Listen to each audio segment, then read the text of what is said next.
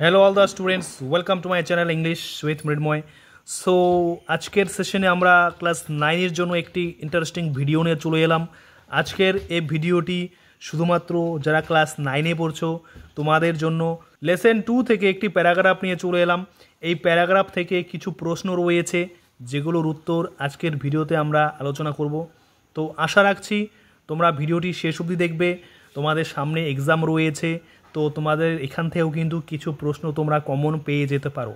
তো ভিডিওটি ইগনোর করবে না, স্কিপ করবে না, শেষ অবধি দেখো, তোমাদের কিন্তু অবশ্যই ভিডিওটি হেল্পফুল হবে। চলো আমরা ভিডিওটি এখন শুরু করছি। এখানে দেখো একটি প্যাসেজ রয়েছে। এই প্যাসেজটি আমরা অলরেডি একটি ভিডিওতে আলোচনা করেছি, তো ডেসক্রিপশনে আমি সেই ভিডিওর লিঙ্কটি দিয়ে রাখছি, তোমরা চাইলে সেই ভিডিওটি দেখে নিতে পারো। আমরা আজকের এই ভিডিওতে শুধুমাত্র এই প্রশ্নগুলো যে রয়েছে এই প্রশ্নগুলোর উত্তর নিয়ে আলোচনা করব।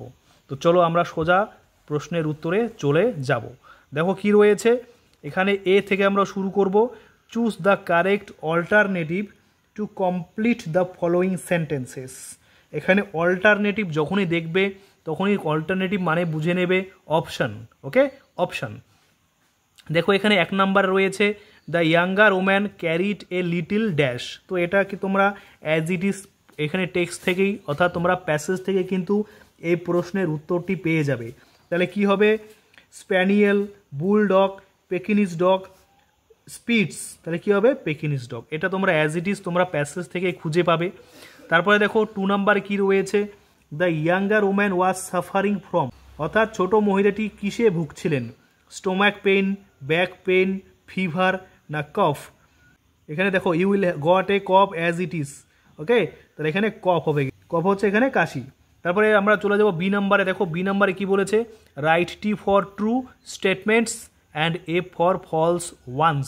ওকে, যেটা ঠিক হবে সেটার পাশে টি লিখবো, যেটা ভুল হবে তার পাশে এফ লিখবো। দেখো 1 নাম্বারে কি বলেছে? It was A hot summer night. তাহলে এখানে বলেছে এটা ছিল একটা গরম গ্রীষ্মকালের রাত। তাহলে এখানে কি গরম গ্রীষ্মকালের রাত কিন্তু কখনোই বলেনি। এখানে কি বলা রয়েছে তোমরা এই প্যাসেজ থেকে খুঁজে পাবে। কি বলেছে?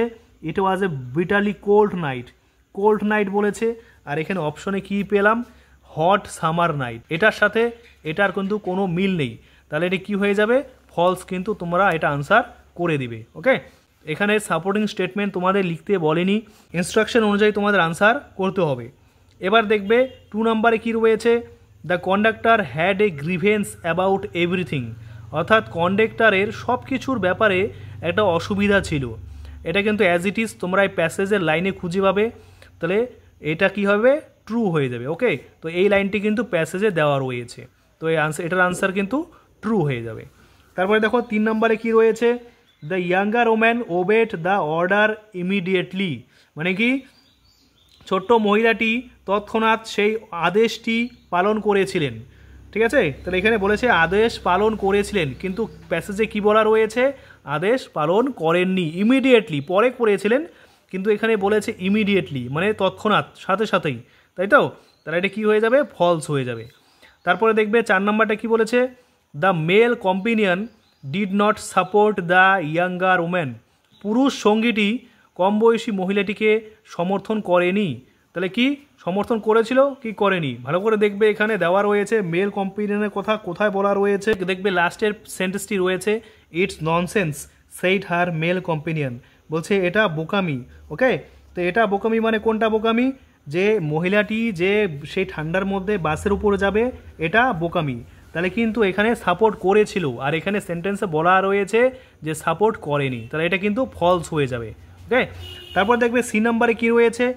অ্যাকর্ডিং টু দ্য ন্যারেটার, ন্যারেটারের মতে what type of a person was the conductor, অর্থাৎ বাসের কন্ডাক্টর কোন ধরনের ব্যক্তি ছিলেন। ঠিক আছে, তো এটার আনসার আমরা কীভাবে লিখব? তো এই প্রশ্নের উত্তর 25 ওয়ার্ডসের মধ্যে আমরা লেখার চেষ্টা করব। According to the narrator what type of a person was the conductor, তাহলে এইভাবেই লিখবে in the story. Okay, in the story all about a dog, all about a dog.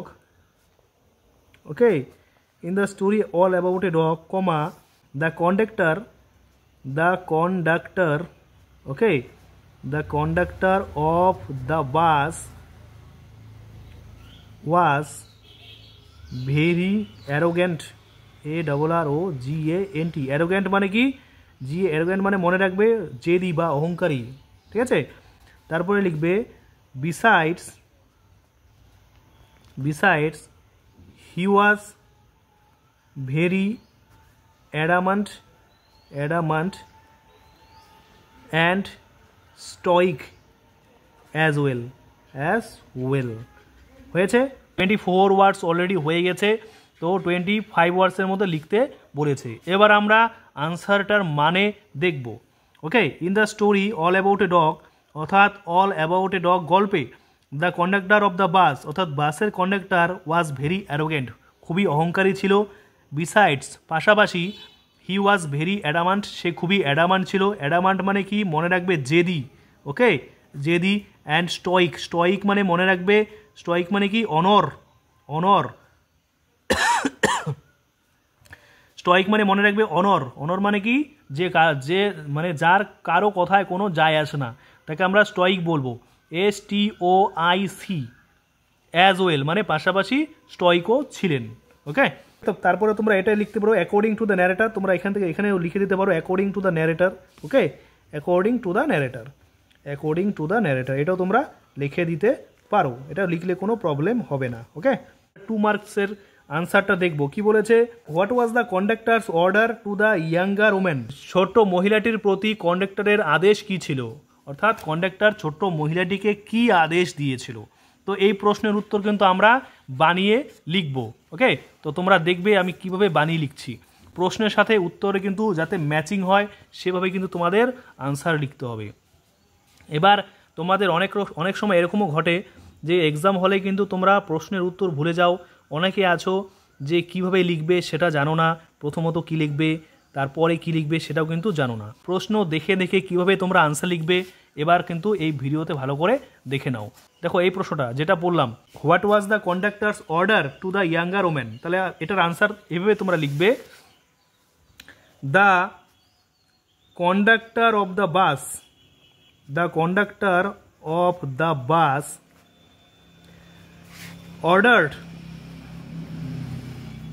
ordered the younger woman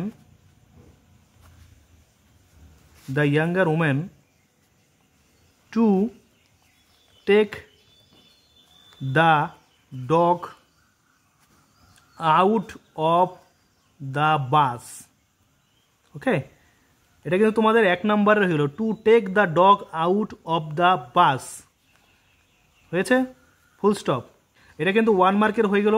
তোমরা প্রথমত word count করবে, 1 2 3 4 5 6 7 8 9 10 11 12 13 14 15 16 17।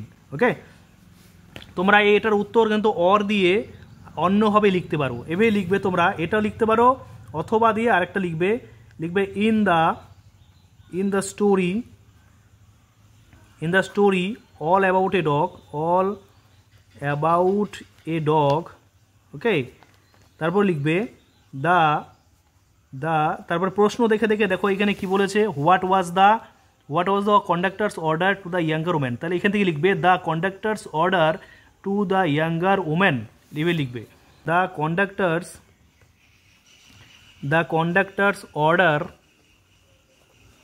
order to the younger woman